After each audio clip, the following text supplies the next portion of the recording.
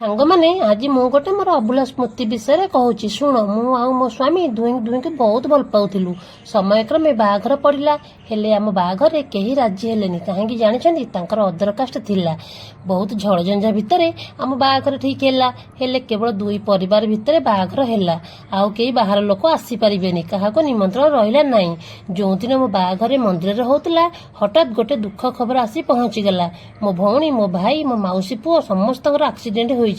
ମୋ ଭଉଣୀର କମ୍ ଇଞ୍ଜର୍ଡ ହୋଇଥିଲା, ହେଲେ ମୋ ଦୁଇ ଭାଇ ବହୁତ ସିରିୟସ୍ ଥିଲେ, ଯେଉଁଥିପାଇଁ ମୋ ବାହାଘରେ ଯୋଗ ଦେଇ ପାରିଲେନି।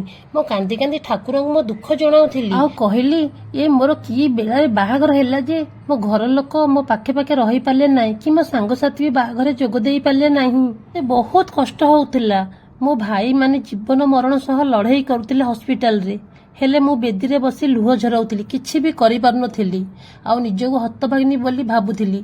ମୋ ଖୁସିରେ ଗୋଟେ ଦୁଃଖର ମୁହୂର୍ତ୍ତ ଆସି ପହଞ୍ଚି ବୋଲି ମୁଁ ଭାବିନଥିଲି। ଆଚ୍ଛା ସାଙ୍ଗମାନେ କହିବେ, ଅଦର କାଷ୍ଟରେ ଭଲ ପାଇବା ଭୁଲ ନା ବାପା ମାଙ୍କ ବିନା ପରମିଶନରେ କାହାକୁ ଭଲ ପାଇବାଟା ଭୁଲ? ଯଦି ଜାଣିଥିବେ ପ୍ଲିଜ କମେଣ୍ଟ କରିବେ। ଜୟ ଜଗନ୍ନାଥ।